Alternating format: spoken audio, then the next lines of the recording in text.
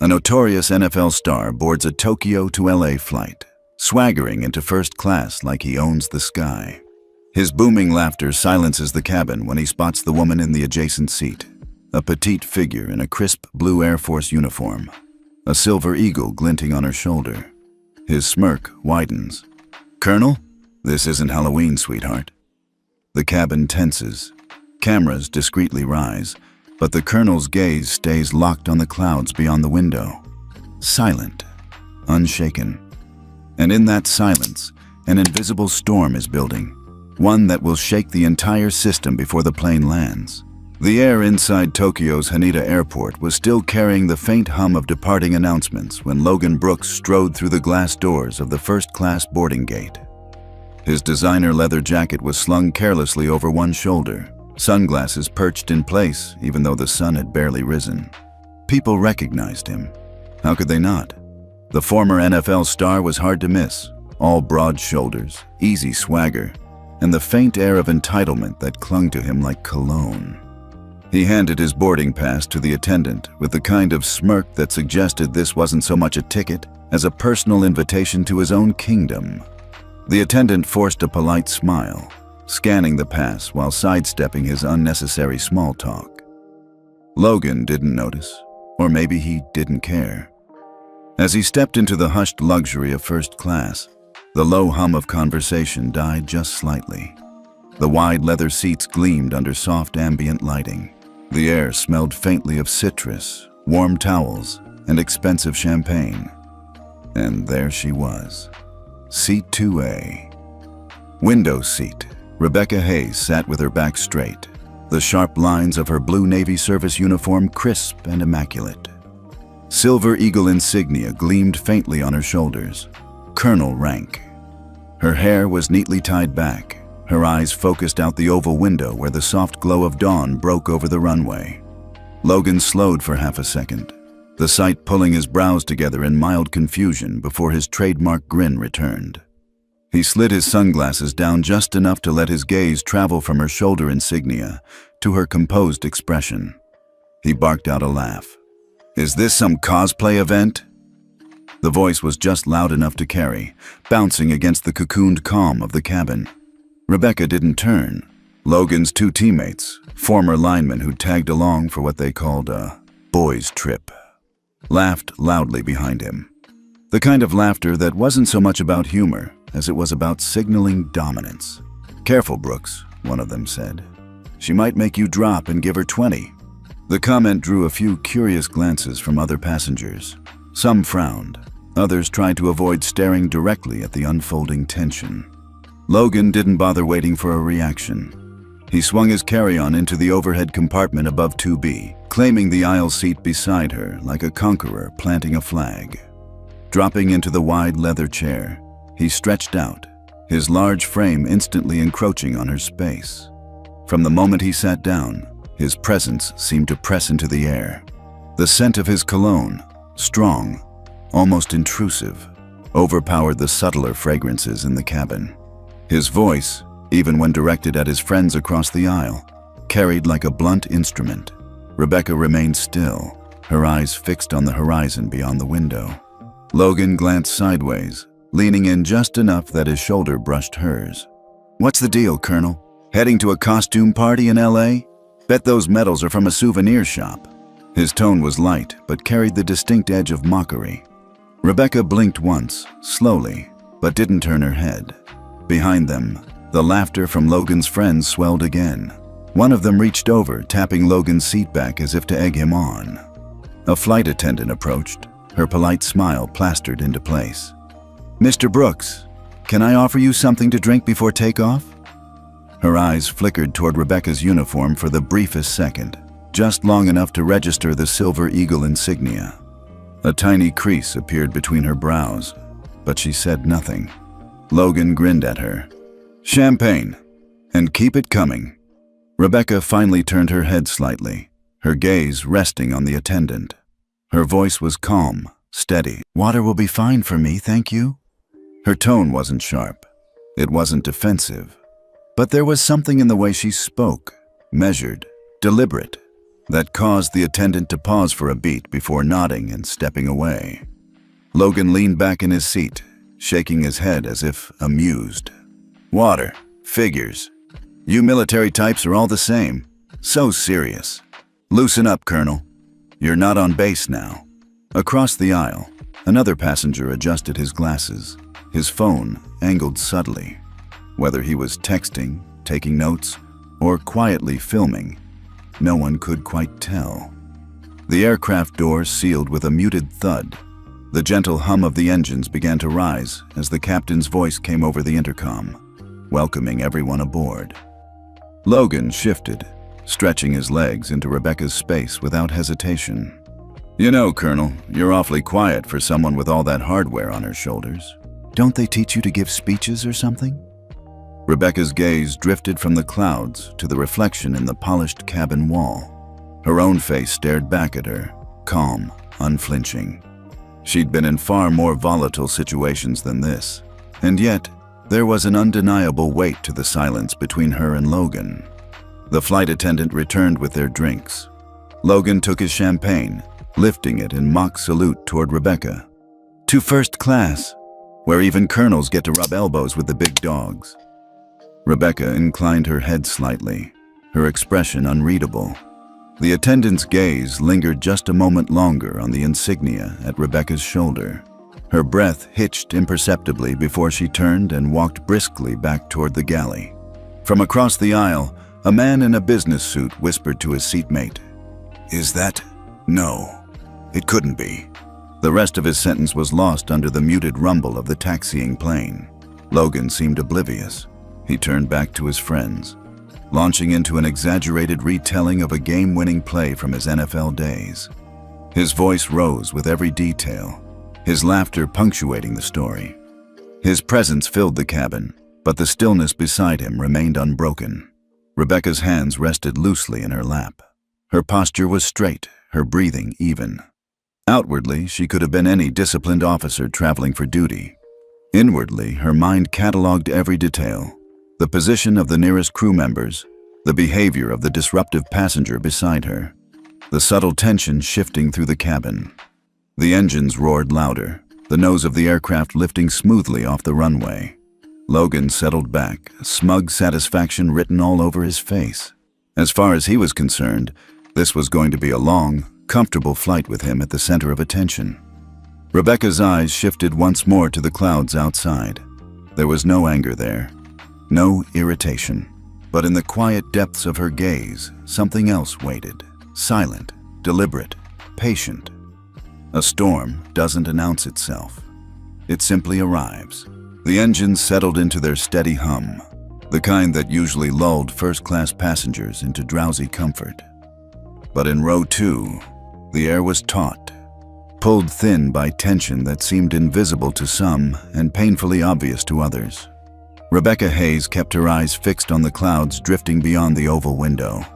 They stretched endlessly across the horizon, white and untouchable, the kind of serene vastness that could steady any heart. Her reflection was faint in the glass, shoulders square, chin level, eyes calm. Logan Brooks leaned back in his seat, turning slightly so his broad frame angled toward her. "You always this chatty, Colonel? Or is silence part of your, what do they call it, military discipline?" His grin was all teeth, the kind of expression meant to provoke. Rebecca's lips pressed together slightly, not in annoyance, but as if considering whether his words warranted any space in her thoughts. They didn't. Her mind was somewhere else, not on Logan, not on the cabin, but back to the memory of scorching desert air, the roar of rotors, and the echo of voices over comms. 6 years earlier, Al Udeid Air Base, Qatar. The hangar was stifling, the air heavy with the metallic scent of fuel and sweat. Rebecca stood in full gear, her helmet under one arm, her other hand pointing at a tactical map lit by a portable lamp. The red lines drawn across the terrain indicated safe and unsafe air corridors. "Target extraction site is here," she said, her voice crisp over the steady background hum of ground crews prepping an MC-130J for departure. Hostiles are in the northwest sector. Intel confirms 4 U.S. nationals and 1 local ally being held. Timeline is narrow. Her second-in-command, Major Collins, nodded. 2 birds in the air. No margin for delays. Rebecca's gaze swept the small circle of aircrew and security operators. Her words weren't loud, but each syllable carried weight. Our job is to bring everyone home. No deviations, no unnecessary risk. We move in, secure the package, move out. Fast. Minutes later, the desert night had swallowed them. Inside the aircraft, she sat strapped in, headset in place, eyes on the infrared display. Her breathing was steady despite the live feed showing heat signatures moving toward their team. The mission had ended without casualties. The hostages had been secured. And though the operation was later praised at the Pentagon, Rebecca never spoke of it beyond her official debrief. It wasn't glory she sought. It was precision. Duty. The memory receded. The roar of aircraft engines replaced by the quieter hum of the commercial jet she now sat in. Her fingers rested loosely on her lap, the faint texture of her uniform beneath her fingertips a reminder of all the unspoken chapters stitched into the fabric. Logan's voice cut back in, dragging the moment away. You know, Colonel, usually when someone ignores me this long, it's because they're scared. Are you scared, Colonel Hayes? His tone was mocking, but there was a restless energy behind it now. Rebecca didn't turn. Her gaze remained on the horizon. Across the aisle, seat 3C. A man in a dark gray business suit adjusted his cufflinks and leaned back slightly. His phone was angled casually in his lap, camera lens discreetly peeking out. He wasn't holding it like a man taking vacation snapshots. His expression was unreadable. To any casual observer, he could have been a bored businessman killing time before takeoff. But his eyes were sharp, moving from Logan to Rebecca, from the flight attendants to the other passengers. Rebecca's silence seemed to unnerve Logan more than any verbal sparring would have. He shifted in his seat, leaning closer, his voice lowering into a faux-friendly tone. You don't talk much, huh? Maybe that's why you got promoted. Just salute and smile for the cameras. The faintest shift crossed Rebecca's reflection in the window. Her eyes blinked once, her breathing unbroken. Logan sat back, frustrated by the lack of reaction. He turned to his friends across the aisle. I'm sitting next to a statue. Someone get me a drink before I fall asleep. The laughter that followed was forced, a little louder than necessary, as if to reassert control over the space. Rebecca's peripheral vision caught the faint tilt of the suited man's phone lens. He was still recording. She didn't know his identity, not yet, but she had noticed him boarding earlier with a kind of quiet authority that didn't match a standard traveler. Logan tipped his champagne glass, liquid sloshing dangerously close to Rebecca's sleeve. Careful, Colonel, he said with a smirk. Wouldn't want to stain the costume. The flight attendant appeared again, her eyes flicking briefly toward the interaction. Her gaze paused on Rebecca's silver eagle, but she said nothing. Instead, she glanced once toward the man in 3C, then retreated. Rebecca's eyes stayed on the sky. She had learned long ago that storms didn't need to be announced. They built quietly, unseen, until the air itself could no longer hold them. The flight had leveled off at 38,000 feet. Soft music hummed faintly through the cabin, blending with the low murmur of first-class passengers settling into their long-haul routines. For most, this was a stretch of uninterrupted calm. For row 2, it was anything but. Logan Brooks had run out of patience. The colonel's silence, instead of being an easy target to rattle, had become an irritant. Her composure wasn't just ignoring him, it was erasing him.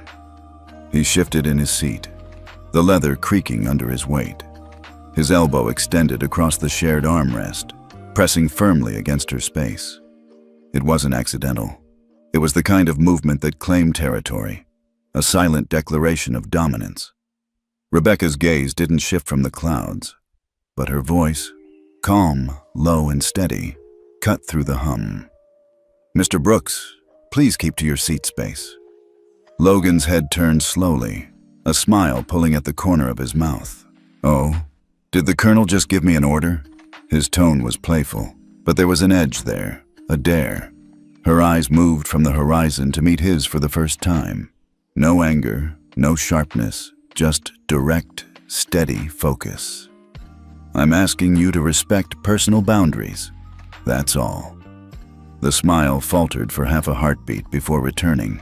Logan leaned back, raising his hands in mock surrender. All right. Boundaries. I get it." He shifted his elbow off the armrest, his body angling slightly away from her. For a moment, the tension thinned, like a taut wire loosening. Then, in one smooth motion, he reached for his champagne. The glass tilted. A pale, golden arc of liquid sloshed dangerously close to the sleeve of Rebecca's immaculate uniform. Logan's smirk deepened. "Oops. Guess I'm a little clumsy today." Rebecca's hand moved almost imperceptibly, a precise shift that brought her sleeve just out of reach. Not a drop touched the fabric. Her gaze didn't even flicker to the glass. Logan leaned closer, lowering his voice to a conspiratorial tone. "That's a nice uniform. Be a shame if something happened to it." Across the aisle, a few passengers exchanged glances. A man 2 rows up shifted uncomfortably in his seat. But no one spoke. From the galley, a male flight attendant began to approach. He was tall, neatly pressed uniform, the kind of professional who carried himself with quiet authority. His eyes caught the subtle lean of Logan's posture, the proximity to the colonel's sleeve, and the faint tension in the air. He stepped closer. "Sir, is everything all right here?" His voice was polite, measured, but there was steel beneath the surface. Logan turned his head slowly, the grin still in place. "Everything's fine. Just chatting with my seatmate here. We're getting along great." The attendant's eyes flicked briefly to Rebecca, silently offering an opening if she wanted to speak. Rebecca's expression didn't change. Her voice was calm, unruffled. "No issues. Thank you." Logan's smirk widened, sensing the attendant's hesitance. He leaned back in his seat, stretching his legs out just slightly farther into the aisle. "You work for the airline, right? You might want to remember who you're talking to." His voice dropped just enough for the attendant to catch the words. "Check the VIP list. My name carries weight." The attendant's jaw tightened. He glanced once toward the forward galley, where another crew member stood watching, then back at Logan. After a brief pause, he gave a curt nod and stepped away. Logan turned back to Rebecca, victorious. "See? Perks of the VIP list. Not bad, huh?" Rebecca didn't respond. She adjusted the cuff of her uniform, her movements deliberate, controlled. Her silence wasn't passive. It was anchored, unmovable. Logan took another sip of champagne, his voice carrying once more to his friends across the aisle. "Colonel Hayes here is all business. Doesn't say much, but I think we're bonding." His friends laughed on cue. The sound was loud, invasive, filling the calm space of first class like static. Rebecca's gaze drifted toward the reflection in the polished surface of the window again. In that reflection, she saw more than just Logan's smirk. She saw the suited man in 3C, phone angled slightly, still capturing everything. His expression remained unreadable, but there was a precision to his movements that was becoming harder to ignore. Logan's voice pulled her back. "You know, I think I get it now. You're one of those quiet types. Probably think silence is power, huh?" He leaned in again, his shoulder brushing hers, deliberately invading her space once more. Rebecca's voice came, low and even. "I think silence is respect. You might try it sometime." For the first time since boarding, Logan blinked. The words weren't sharp, but they landed. He sat back slowly, studying her profile as if reassessing the game. The aircraft continued its smooth path across the Pacific, but the tension in row 2 remained. A quiet, simmering line that neither side seemed willing to break just yet. Across the aisle, the suited man in 3C adjusted his phone slightly, the faint glint of the lens catching the cabin light. Rebecca's hand rested once more on her lap. Her breathing was steady, but the faint shift in her posture suggested she was fully aware of the direction this was headed. Logan grinned again, but there was something tighter about it now. He wasn't used to an opponent who didn't play by his rules. The cabin lights had been dimmed slightly, the kind of soft adjustment that usually signaled the start of a long, uneventful stretch over the Pacific. But the mood in row 2 was anything but relaxed. Logan Brooks had shifted from smug amusement to something sharper. His earlier provocations hadn't earned the reaction he wanted, and that frustrated him. Rebecca Hayes' silence wasn't just unshakable, it was starting to feel like a wall he couldn't climb. He leaned back, swirling the last of the champagne in his glass, his voice lowering to just above a murmur, but loud enough for nearby passengers to catch. "You know, Colonel, I've been thinking. They give out those shiny ranks pretty easy these days, don't they? Especially to people who look good in the photo ops." Rebecca didn't turn. Her gaze remained on the clouds beyond the glass. The horizon stretched endlessly ahead. Logan's grin widened. He leaned closer, voice carrying a mocking rhythm. "I mean, come on, a real colonel? What battles have you fought? A few PowerPoint slides at the Pentagon? Couple of ribbon-cutting ceremonies?" Across the aisle, a woman in 2D shifted uncomfortably in her seat. She glanced at Logan, then at Rebecca, as though silently urging a response. Rebecca didn't move.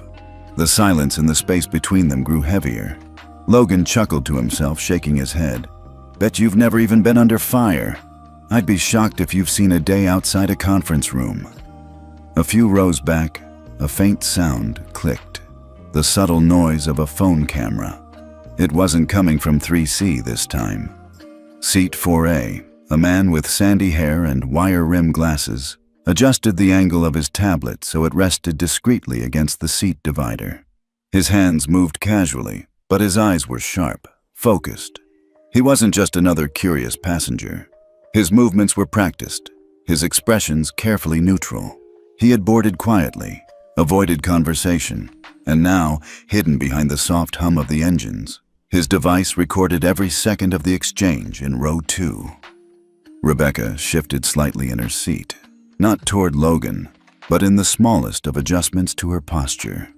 Her breathing was steady, her gaze unchanged. Logan misread the motion as discomfort, and his grin sharpened. "What's the matter, Colonel? Don't like the truth? Afraid someone might look too close and realize that eagle on your shoulder's just a decoration?" From 2 rows back, the sandy-haired man's expression hardened. His fingers brushed the edge of his screen, zooming slightly to capture both Logan's sneer and Rebecca's still profile. Logan tipped his glass back, draining the last of his champagne, and set it down with a sharp click on the tray table. "You know, I've met real servicemen. Guys who've bled, who fought, who've done the hard work. You're just a uniform." Across the aisle, one of Logan's friends snorted, muttering something under his breath about parade soldiers. The tension in the cabin thickened. A man in 1C shifted in his seat, glancing over his shoulder. He didn't say anything, but his jaw tightened. Rebecca's eyes remained on the horizon. Her silence wasn't born of passivity, it was deliberate. Every word Logan spoke only reflected back on him, and the passengers around them were beginning to feel it. The sandy-haired man in 4A adjusted his device again, the lens catching not just Logan's words but the subtle reactions in the surrounding seats. Tightened expressions, narrowed eyes, the quiet discomfort of witnesses. Logan leaned back in his seat again, stretching. "You know, Colonel, I gotta hand it to you. You've got discipline. Most people would have cracked by now. Maybe that's your real talent. Sitting still, doing nothing, perfect for a cushy title." His words landed in the cabin like small, sharp stones, each one heavier than the last. A flight attendant passed by, her eyes darting toward the scene.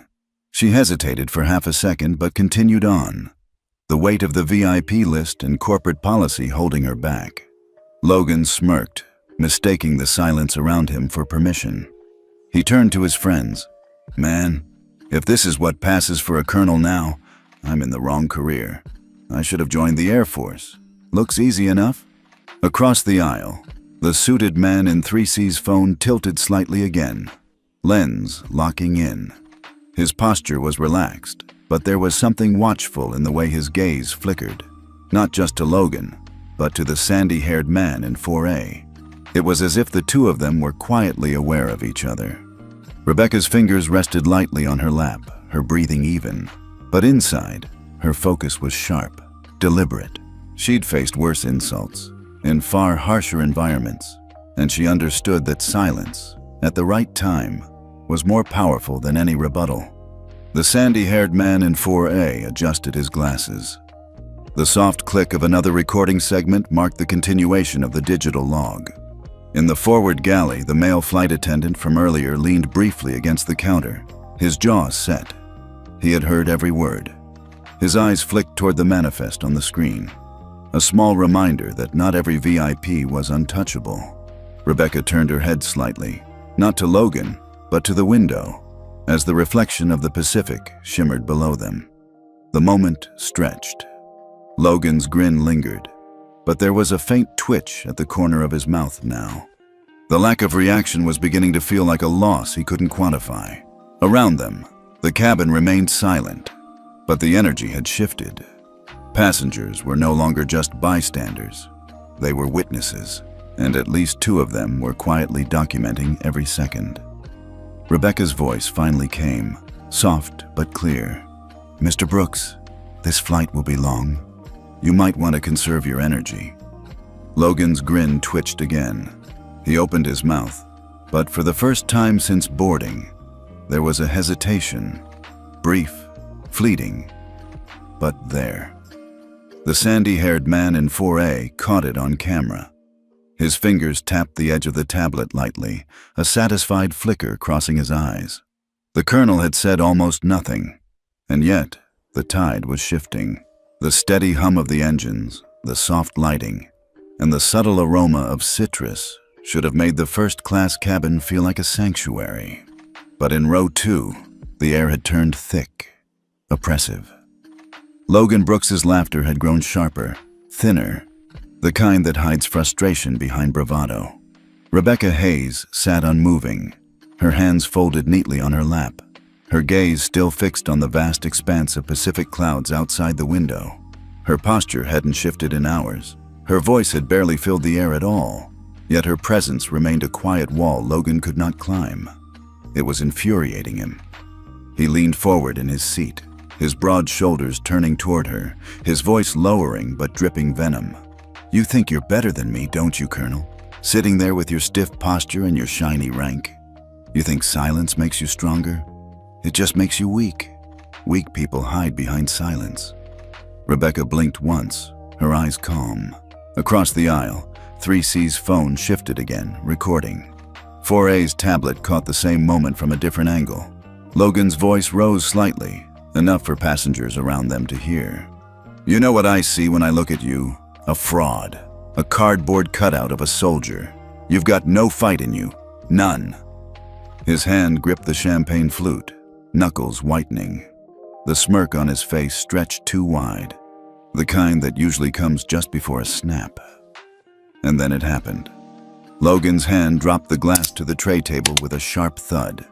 He stood abruptly, his towering frame shadowing Rebecca's seat. Passengers around them stiffened, murmurs starting and then silenced in a heartbeat. "You think you can just ignore me?" Logan's voice was louder now, his words punching through the cabin like a blunt weapon. "You think I don't see through you?" Rebecca turned her head slightly, her eyes meeting his. Something in that calm, unflinching gaze made Logan's jaw tighten. And then, without warning, his fist shot forward. It wasn't a feint. It wasn't a shove. It was a full swing. The impact came fast, the sound of it muffled but unmistakable in the stunned silence of first class. Rebecca's head turned with the momentum, her shoulder absorbing part of the blow, her body rocking against the side of the seat. Gasps erupted from the rows ahead and behind. A woman in 2D covered her mouth with her hand. Someone in row 1 half rose from their seat before thinking better of it. The suited man in 3C didn't move, except for the steady tilt of his phone, recording everything. Rebecca straightened slowly, her movements measured. Her hair, still neatly tied, had loosened slightly from the sudden motion. She smoothed it back once with a gloved hand. Her breathing was steady. Her gaze shifted. Not out the window this time, but directly at Logan. The air in the cabin seemed to compress. This was not the same gaze she had turned on him before. Gone was the patient stillness of someone tolerating an annoyance. The look that met Logan now was controlled, sharp, deliberate. It was the kind of look that measured threats, calculated outcomes, and acted only when necessary. Passengers sensed the shift. The murmur of whispers died completely. Even Logan's friends across the aisle sat frozen, their earlier amusement gone, replaced by unease. Logan, for his part, hesitated for half a second. Something in her eyes unnerved him, though he didn't fully understand why. Rebecca's voice came, quiet but firm. "Mr. Brooks, sit down." It wasn't a request. Her words weren't raised, but the tone had changed. There was an unmistakable command in them, one that carried decades of authority behind it. Logan's jaw worked. He laughed once, short and sharp, as if to break the strange tension. "What are you gonna do, Colonel? Write me up?" Rebecca's gaze didn't waver. Across the cabin, passengers leaned subtly to see. Cameras were still rolling, silent witnesses in the hands of strangers. Logan took half a step closer, his shadow stretching over her again. "You think your little stare is gonna scare me? You think you—" Rebecca shifted her weight almost imperceptibly, her hand resting on the armrest, her other steadying against the seat. Passengers noticed it before Logan did. The way her posture had straightened, the way her shoulders squared, the faint readiness in her stance. She was no longer just a passenger tolerating a difficult seatmate. She was something else now. The air in the cabin was thick with a silent question. What happens next? Rebecca's voice came again, calm but edged with iron. "Last warning, Mr. Brooks. Sit down." Logan scoffed, but his eyes darted briefly to the rows around them. Every seat within sight was turned toward him. Every phone, every witness was fixed on what he would do next. His pride wouldn't let him back down. And so, he doubled down. In one sharp motion, Logan reached out as if to grab her shoulder again, his frustration boiling over. Rebecca's body shifted, not away from him, but just enough to reposition. Her eyes locked on his. Her stillness was no longer passive. It was poised. For the first time since boarding, Logan realized, too late, that he was not in control of the moment.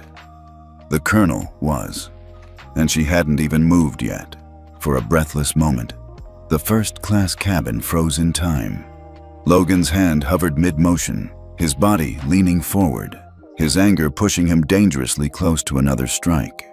But before the blow could land, Rebecca Hayes moved. Not with panic, not with flinching. Her right hand shot upward, catching Logan's wrist in midair. Her grip was firm but precise, a single point of control that redirected his strength rather than meeting it head-on. Her left hand shifted almost simultaneously, sliding under his forearm and rotating it gently, but decisively, into a lock. Logan's forward momentum betrayed him. His own force, combined with her smooth redirection, brought his body down toward the seat before he realized what was happening. There was no loud slam, no aggressive shove, just a controlled, deliberate sequence that ended with Logan's arm pinned at an awkward angle, his chest leaning over the armrest, his movement completely contained. A ripple of shock passed through the cabin. Passengers stared, wide-eyed.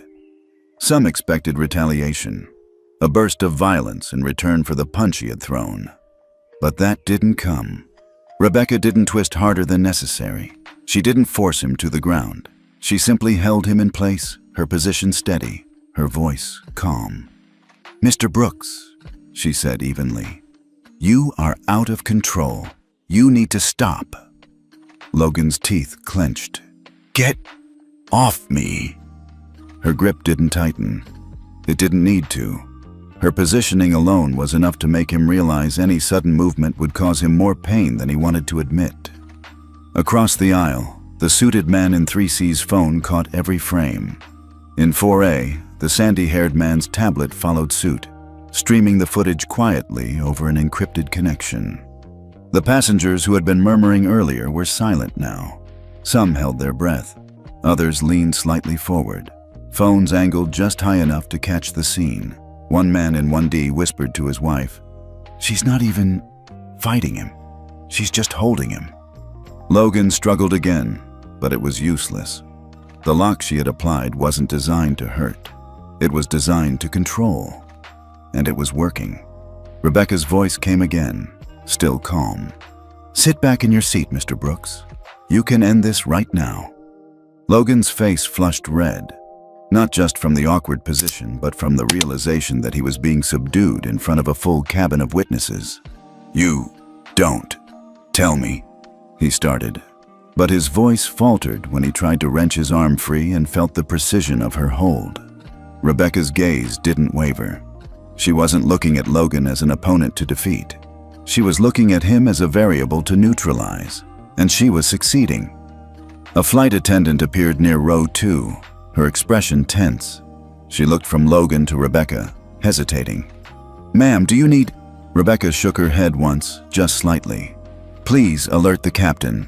There's no immediate danger, but we need security on the ground." The attendant's eyes widened slightly, glancing at the silver eagle insignia on Rebecca's shoulder before nodding quickly and retreating. Logan's breathing grew heavier. He twisted his head toward his friends across the aisle, as if expecting them to intervene, but their earlier bravado was gone. Both men sat frozen, their eyes darting to the phones held discreetly by nearby passengers. Rebecca's voice remained steady. "Calm yourself, Mr. Brooks. This will end more cleanly if you cooperate." Her words weren't meant to embarrass him. They were meant to de-escalate. But the irony wasn't lost on anyone watching. The former NFL star, a man celebrated for his strength and aggression, was completely restrained by a woman who hadn't even raised her voice. In 3C, the suited man's phone vibrated. A notification flashed briefly on the screen. Video upload successful. Meanwhile, in 4A, the sandy-haired man glanced down at his tablet. The live feed had already reached a secure recipient, one that would soon make the incident far more public than anyone in this cabin could have guessed. Rebecca adjusted her stance slightly, shifting the hold so Logan could ease back toward his seat without injury. "Slowly," she instructed. Logan growled under his breath but complied, more out of necessity than choice. His pride was in tatters, but his options were gone. Once he was seated again, Rebecca released her grip and stepped back, just enough to maintain distance but still close enough to respond if he moved again. Passengers stared. Some looked impressed, others astonished. More than one phone was now discreetly aimed toward row 2. Logan flexed his wrist, glaring at her. "You think this is over?" he muttered. Rebecca didn't answer. She returned to her seat, her posture straight, her eyes forward. The cabin stayed silent for several long seconds. Then, a faint buzz began to ripple, not in voices, but in devices. Notifications. Somewhere mid-cabin, a young traveler's phone screen lit up. A trending video showed a paused frame of Logan leaning aggressively toward Rebecca. The caption read, "Former NFL star confronts female colonel on flight." The video wasn't long, just the tail end of Logan's tirade, the punch, and the moment Rebecca had calmly restrained him. But it was enough. In the span of minutes, the clip was retweeted, shared, and dissected. Rebecca's name wasn't yet public, but her uniform and insignia were clear enough to fuel speculation. Across the aisle, 3C glanced at his phone, a faint, knowing smile pulling at the edge of his mouth. In 4A, the sandy-haired man shifted slightly, his tablet screen lighting up with a flood of incoming messages. The storm outside the plane was no longer just atmospheric. It had gone live. The cabin had settled into an uneasy quiet, but it was the kind of quiet that felt unstable, like a fragile surface of ice that could crack at any second. Logan Brooks sat rigid in his seat now, his jaw clenched tight, his pride wounded far more deeply than his wrist. Rebecca Hayes was exactly where she had been before, straight-backed, composed. her eyes forward. No gloating, no pointed stares. Just stillness. Passengers still buzzed with the energy of what they'd just witnessed. Phones were out, angled discreetly. Some passengers were pretending to scroll through messages, but most screens glowed with paused frames of the confrontation. It was then that the man in 2D leaned forward slightly, his voice pitched just low enough for his seatmate to hear. "That's not just a uniform," he murmured. His gaze was fixed on the silver eagle on Rebecca's shoulder. His seatmate, a woman in 2C, frowned slightly. "What do you mean?" "That's a full bird colonel, United States Air Force," the man said. "That's not a ceremonial pin. She's active, or she was very recently." The woman's eyes widened slightly, and then she glanced at Rebecca, her gaze lingering in a new light. Less curiosity, more respect. The words didn't stay contained to row 2 for long. Whispered comments traveled backward and forward in the cabin like quiet currents. "Colonel? In the Air Force? Is that serious?" It wasn't long before Logan caught wind of the murmurs. His smirk faltered, just slightly. He looked from Rebecca to the passengers around him, noticing the subtle change in their expressions. She wasn't just another passenger now. She was someone. And suddenly, the balance of the cabin felt different. Across the aisle, 3C's phone caught the subtle shift in atmosphere. The suited man's gaze flicked from Logan to Rebecca, then back to his screen. His thumb moved lightly, sending the video onward. Logan shifted uncomfortably. He laughed once, low and sharp. But it didn't have the same confident edge. "Colonel, huh? Well, congratulations," he muttered, his voice pitched with false nonchalance. Rebecca turned her head slightly, meeting his gaze for the first time since the lock. Her expression was steady, her voice calm. "I'm here as a passenger, Mr. Brooks. My rank has nothing to do with this." Logan's eyes narrowed. "Then why didn't you, Rebecca cut him off, her tone firm but even. "I'm here to keep the passengers safe, that's all." The words landed with a quiet finality. She wasn't invoking her authority. She wasn't threatening him with her position. She wasn't even using her rank as a shield. And that, somehow, made it worse for Logan. He leaned back in his seat, the air around him suddenly feeling heavier. Rebecca returned her gaze forward, her eyes settling on the calm horizon beyond the glass. In row 4, the sandy-haired man with the tablet glanced down at his screen. A notification flashed. "Trending napped iron colonel." Clips of the incident. Rebecca deflecting Logan's blow. Rebecca holding him in the lock. Rebecca calmly instructing the flight attendant were already circulating online. The comments were swift. "Who is she? That's a colonel's rank. This is the most composed takedown I've ever seen. NFL star about to regret everything." Back in the cabin, the murmurs continued. Logan caught more fragments now. "Full bird colonel, decorated, missions overseas." The words weren't confirmed, but speculation was filling in the blanks. He shifted again in his seat, glancing toward the forward galley. His friends avoided his gaze now, their earlier bravado drained away. Rebecca remained silent. The flight attendant returned quietly, bending slightly toward her. "Ma'am, the captain has been informed. We'll have security meet the aircraft." Rebecca nodded once, her tone quiet but clear. "Thank you. Please ensure the other passengers are comfortable." The attendant straightened, nodding quickly before retreating. Logan watched the exchange, his jaw tightening.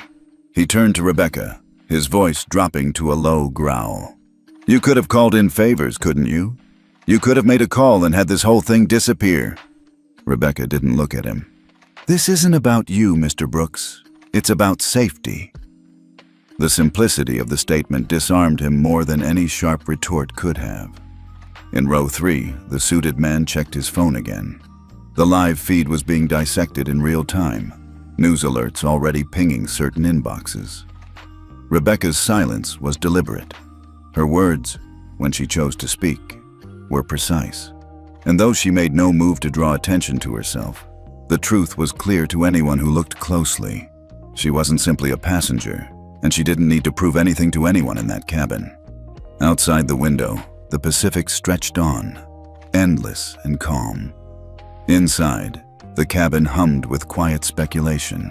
Logan leaned back, his earlier arrogance replaced by a restless energy. For the first time since boarding, he looked unsure. And Rebecca, the woman he'd mocked, dismissed, and underestimated, simply sat, composed, unshaken, her focus still fixed beyond the glass. The storm outside the cabin had moved to a new front, online, and it was only growing stronger. The captain's voice came over the intercom, calm and professional, announcing their descent into Los Angeles. The cabin lights brightened slightly, a visual cue that the journey was nearing its end. For most passengers, this was routine. For row 2, it was a signal that something was about to shift. The flight attendant approached quietly, her expression careful. "Ma'am, we're preparing for landing. For safety, we'll need to release the restraint." Rebecca Hayes nodded once, her gaze steady. Understood. Her hands moved with precision as she adjusted her own posture, allowing Logan Brooks to sit upright without further incident.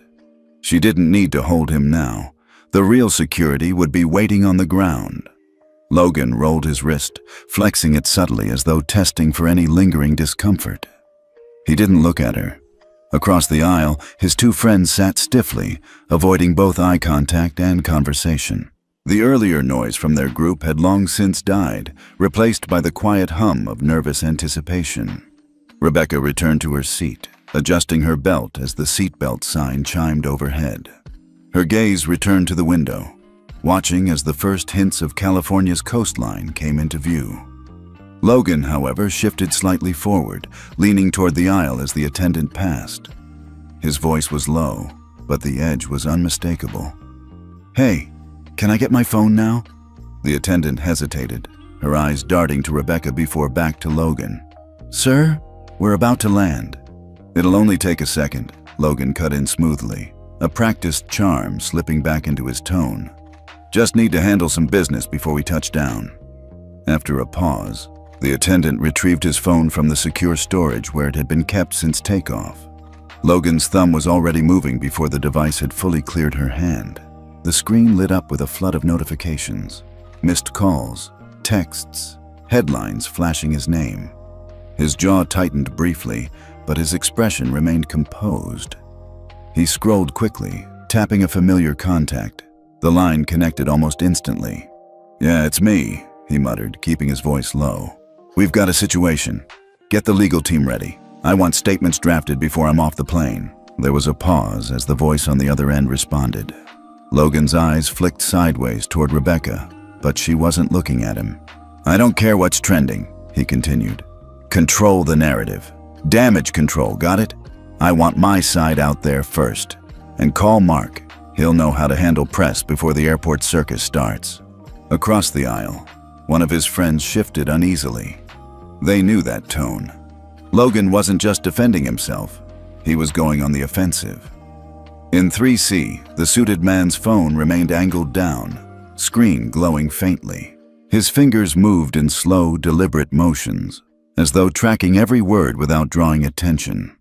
In 4A, the sandy-haired man's tablet displayed a split screen, half showing live news coverage already speculating on the incident, half showing a secure message thread rapidly filling with updates.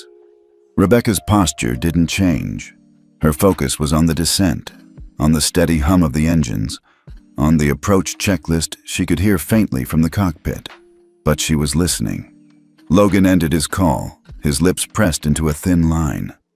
Almost immediately, he tapped another number. "Yeah, it's me," he said again, this time with less urgency, more of a calculated calm. "Need you to reach out to PR at the team. Push the angle.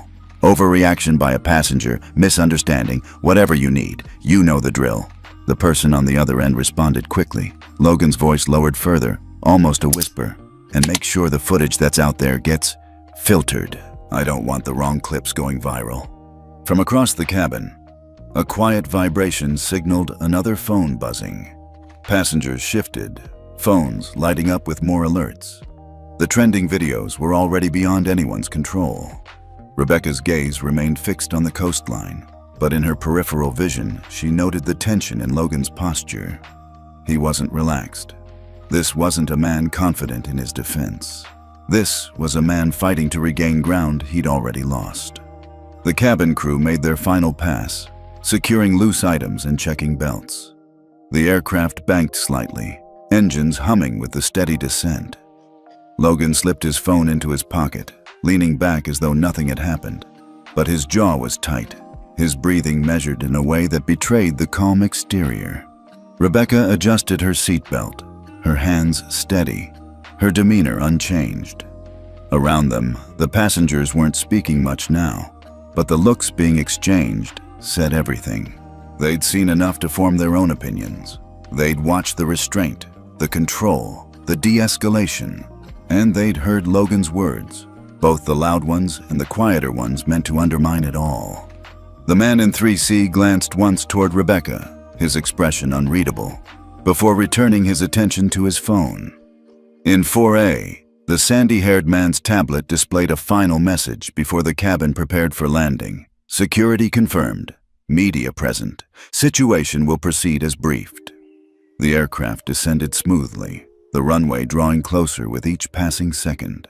And though Rebecca hadn't said a word since the lock had been released, the balance in the cabin made it clear. This wasn't over.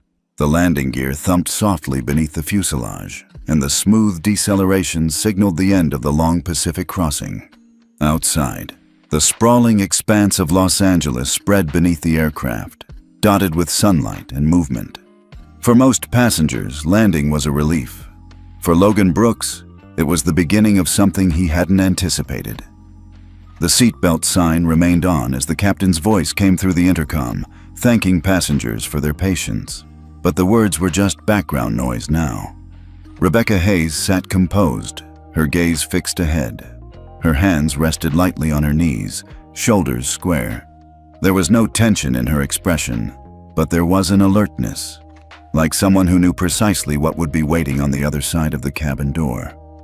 Logan leaned back, his phone tucked into his jacket pocket.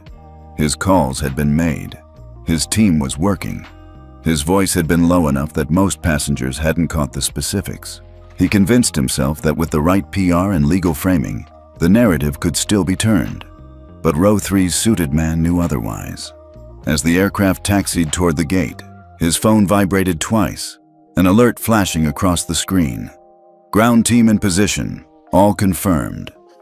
In Row 4, the sandy-haired man adjusted his tablet again, the secure feed shifting to a different view, a live shot from the jet bridge.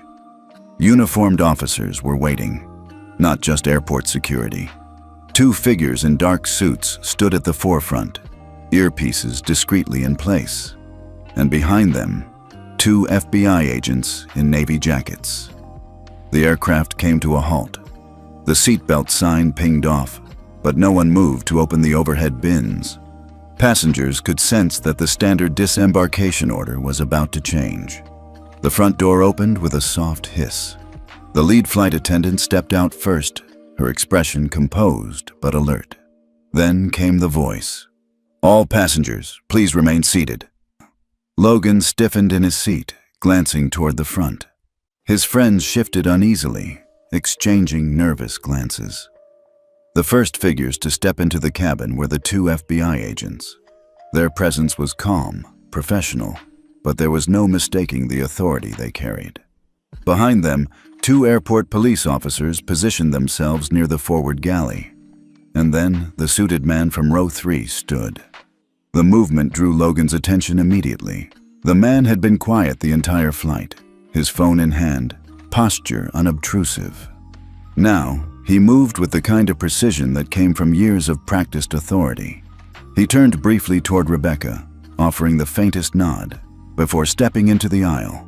His voice was low but clear as he addressed the lead agent.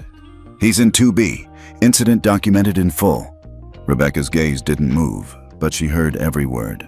The agent nodded once, then stepped toward Logan's seat. "Mr.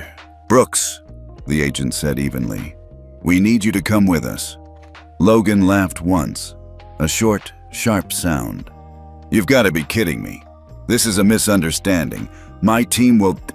The second agent stepped forward, his tone firm. Sir, you are being placed under arrest for assault. Please stand and place your hands where we can see them. Logan's friends tried to speak, but the words died quickly when one of the officers turned toward them. Logan's jaw tightened. He stood slowly, his shoulders squared in defiance, but his movements deliberate. The agent reached into his jacket, pulling out a pair of handcuffs. The metallic click of the cuffs echoed faintly in the cabin as they closed around Logan's wrists. Flashbulbs erupted at the doorway. The jet bridge was lined with cameras. News crews had been alerted. Someone had tipped them off. Rebecca knew exactly who. The sandy-haired man in row 4 lowered his tablet, his expression calm. The footage was already in secure hands, and the media had their own version. Logan's voice rose slightly as he was guided toward the front. This is ridiculous. You don't know who you're dealing with. I'll have this cleared before the day's over. The agent's voice remained even. Mr. Brooks, you are under arrest for assaulting a United States Air Force officer. You will be processed accordingly. Logan froze mid-step. What? The agent didn't repeat himself. The words were enough. Passengers behind Rebecca exchanged murmurs. Some had suspected, but now the charge was clear, and far more serious than just a physical altercation on a plane. The laws were strict. Assaulting a military officer wasn't just a PR scandal. It could carry federal consequences. Logan's earlier bravado drained slightly as the weight of that realization sank in. The agents guided him off the plane, cameras flashing. Reporters called out questions, microphones extended. Rebecca remained in her seat, her posture steady. She didn't watch him go. The suited man in row 3 stepped off shortly afterward, disappearing into the cluster of officials waiting at the gate. In row 4, the sandy-haired man rose, sliding his tablet into a sleek case. He gave Rebecca a respectful nod as he passed, saying nothing. The cabin began to move again as passengers were allowed to stand, retrieve their belongings, and disembark. Rebecca waited, as she always did, orderly, calm, composed. The storm had broken, but its aftermath was just beginning. Los Angeles International Airport was still buzzing when the story broke. What had started as a single trending clip from an anonymous passenger on Flight 417 had now exploded into a full-scale media firestorm.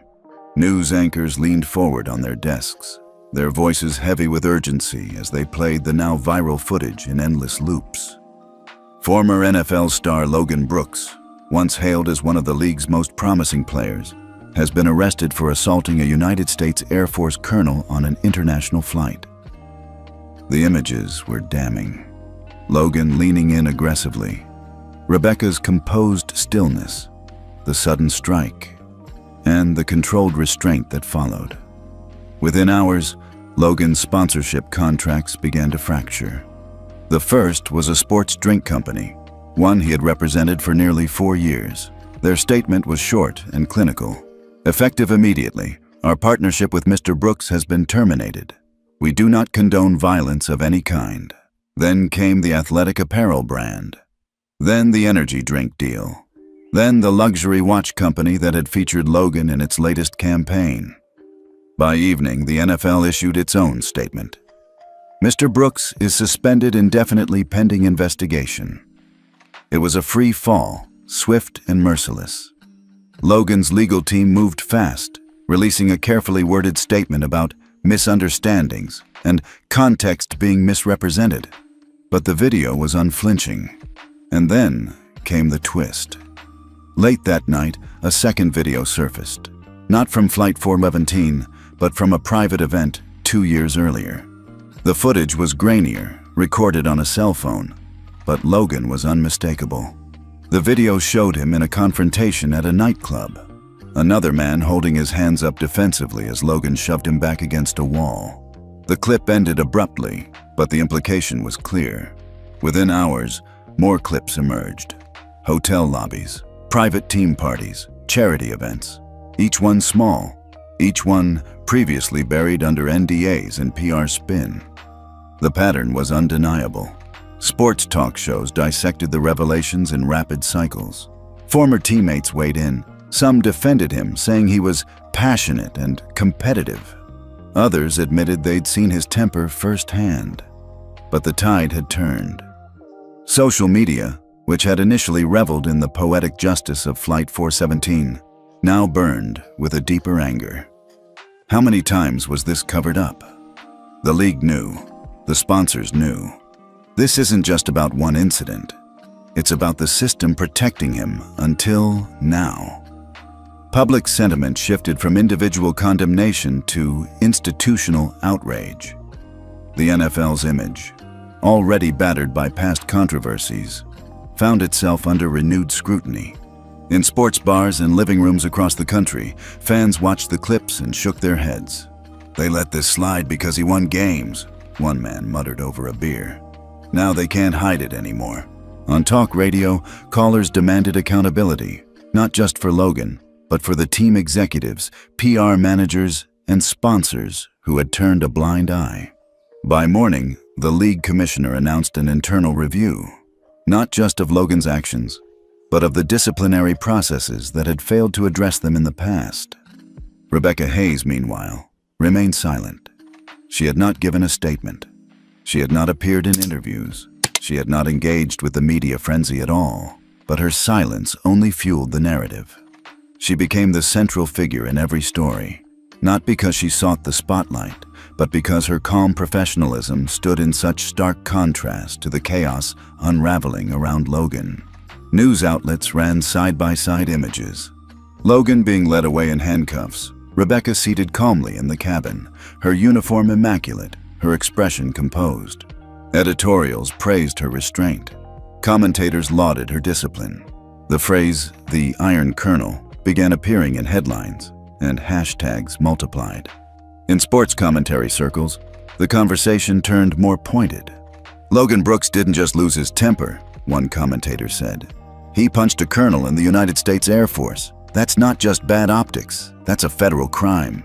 But the larger twist was that the incident had pulled back a curtain on the culture that had protected him. In a primetime special, a former team employee admitted anonymously that incidents like the ones in the leaked videos had been handled quietly to protect the brand. As long as he was winning, people were willing to make things disappear, the voiceover said. Now, none of it could disappear. Rebecca's name still wasn't in the official press releases, but her rank was. And that was enough for the public to understand the gravity of what had happened. At a press conference outside the federal courthouse, Logan's lawyer tried to control the narrative. "Mr. Brooks regrets the misunderstanding and is cooperating fully with authorities," he said. "We are confident the facts will show there was no criminal intent." But the reporter's questions cut through the polished language. "What about the other videos? How many incidents have there been? Did the league cover up previous assaults?" The lawyer avoided direct answers, repeating lines about ongoing investigations. Back online, the public wasn't buying it. A trending thread laid it out plainly. One flight didn't ruin Logan Brooks. It exposed him. And now we're seeing everything they didn't want us to know.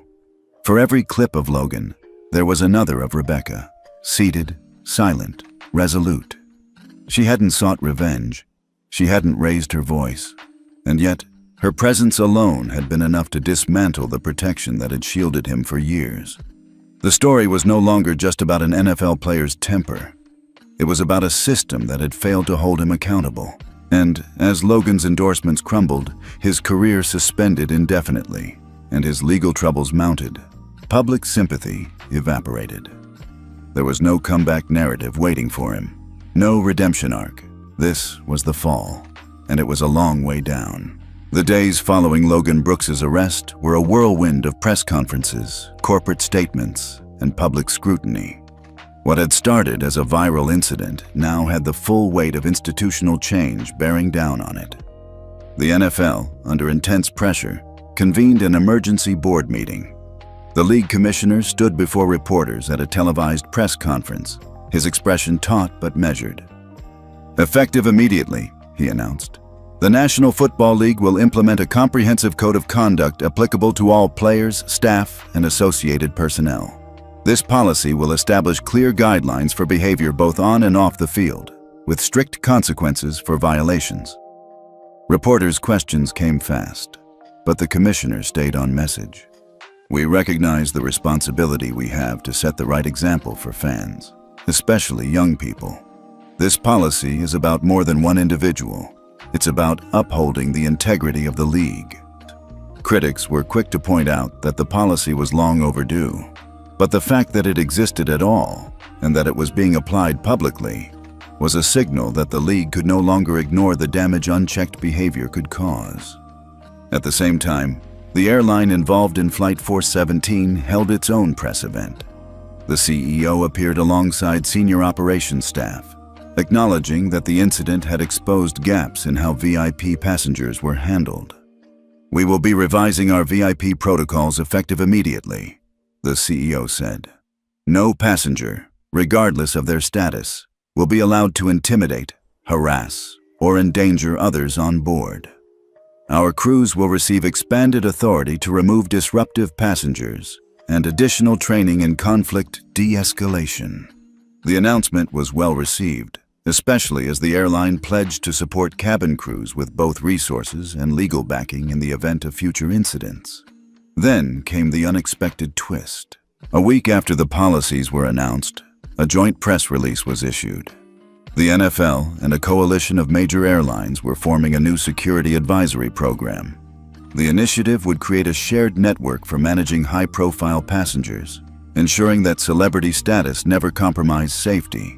And at the center of it, they wanted Rebecca Hayes. While she had avoided the press since landing, her name was well known in official circles.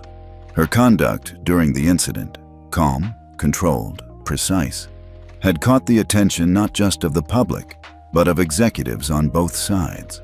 The invitation was extended quietly. A formal letter arrived at her office on base, detailing the proposed role: Senior Security Advisor for VIP Passenger Protocol. It wasn't a political appointment. It wasn't ceremonial. It was a working position, designed to leverage her operational expertise. Rebecca read the letter in her office, the muted hum of the bass outside her window. She didn't respond immediately. When she did, it was with characteristic precision. She agreed, on the condition that the role would be about systemic improvement, not publicity. Her appointment was announced in a joint conference. The NFL commissioner spoke first. "We are proud to welcome Colonel Rebecca Hayes as an advisor to this initiative. Her professionalism and leadership represent the standards we aim to uphold." The airline CEO echoed the sentiment. Colonel Hayes brings a level of operational expertise and discipline that will be invaluable in strengthening our passenger safety protocols. Rebecca's appearance was brief. She stood at the podium in her uniform, her voice calm. "This isn't about one flight. It's about ensuring that every passenger can travel safely, and that those in positions of authority take their responsibilities seriously. My focus will be on building systems that support safety, accountability, and respect." The room erupted in applause. Not the frenzied applause of celebrity culture, but the kind of steady, respectful acknowledgement that comes when someone is recognized for substance. News coverage framed it as a symbolic victory. Commentators on both sports and aviation channels called it a win for the system. This is bigger than a single incident. This is about the institutions learning from failure. On social media, the sentiment was overwhelmingly positive. She didn't ask for the spotlight, but she's using it to fix the system. Finally, someone who actually walks the talk. Even within the NFL, the reception was cautious but supportive. Players were briefed on the new policies. Mandatory seminars on conduct and passenger safety were scheduled. While some grumbled, others acknowledged it was a necessary change. For the airline industry, the partnership with the NFL was a rare example of cross-industry cooperation. Airlines began rolling out updated training for flight crews, with scenarios modeled after real incidents, including Flight 417. And for the public, the message was clear. This wasn't just about punishing one high-profile figure. It was about correcting the conditions that allowed it to happen. Rebecca returned to her duties at the base after the announcement. Her schedule was now more complicated, split between her official responsibilities and her advisory role. But she handled it with the same quiet efficiency that had defined her career. She didn't seek interviews. She didn't engage in publicity tours. Her work spoke for itself. In living rooms, offices, and training rooms, the clip of her calmly handling a volatile situation continued to circulate, not as entertainment, but as an example. And in the minds of many, her appointment marked the moment the story shifted from scandal to reform. This wasn't just a personal victory for Rebecca Hayes. It was a structural one. The heat of the media storm burned brightest for days, but Rebecca Hayes stayed clear of it entirely. She didn't appear on morning talk shows, didn't step onto sports networks, didn't take part in primetime specials. Every outlet wanted her story. Journalists called her office at the base. Major news programs offered exclusive airtime. Even international outlets sent inquiries. Each one received the same simple response. Colonel Hayes has no comment at this time. When she stepped off a flight back into Los Angeles a week later, the terminal was full of cameras. Reporters rushed forward, microphones outstretched. "Colonel Hayes, how does it feel to be called the Iron Colonel? Do you have a message for the NFL? Do you think the new policies will actually work?" Rebecca walked steadily through the crowd, her uniform pressed, her eyes forward. She didn't push, she didn't hurry. She simply moved with quiet, purposeful steps. The MPs flanking her kept the path clear until she reached the waiting government vehicle. The door closed. The noise faded. She had no interest in public applause. Her mission had never been about recognition. The ride back to Edwards Air Force Base was long, the desert stretching endlessly on either side of the highway. The sun was already low, casting the sand in muted golds and deep shadows. By the time she reached the base, the sky had shifted into the colors of dusk. The gates opened without question. The vehicle drove past the familiar hangars and tarmac, the scent of jet fuel faint in the air. Rebecca stepped out, her boots crunching against the pavement. The air was warm but dry, the horizon stretching wide in every direction. Her office was as she'd left it. Neat, orderly, a few files stacked on the desk. The commendations on the wall weren't arranged to impress visitors. They were simply part of her record. She set her cover on the desk, moved to the window, and looked out. From here, she could see the long runway cutting across the desert floor, the silhouettes of aircraft lined in perfect formation. Her hand rose almost unconsciously to her shoulder, fingers brushing the Silver Eagle insignia. It wasn't a gesture of pride or vanity. It was acknowledgement, a reminder of the weight that came with the rank. The base was quiet at this hour. The day's operations had slowed, the steady rhythm of activity tapering into evening calm. Rebecca stood there for a long moment, letting the stillness settle. Then the phone on her desk rang. The sound was sharp in the quiet room. She crossed to the desk, lifted the receiver. "Hayes." The voice on the other end was low, deliberate. It wasn't her commanding officer. It wasn't from the advisory board. "Colonel Hayes," the voice said. "This is the Office of the Secretary of Defense. We'd like to discuss a strategic assignment with you." "High priority." Rebecca's fingers tightened slightly on the receiver, though her voice remained steady. "Understood. We'll brief you tomorrow at 0900 hours," the voice continued. "Transport will be arranged. This is classified at the highest level." The line went silent after she acknowledged. Rebecca replaced the receiver, her expression unreadable. Outside, the last light of the sun was slipping below the horizon, painting the desert sky in deep orange and violet. She moved back to the window, her reflection faint against the glass. Somewhere beyond that horizon was the next mission, undefined, unseen, but inevitable. Her hand rested on the Silver Eagle one last time before she turned away from the view. The office lights clicked off, the door closed, and the colonel walked quietly into the coming night.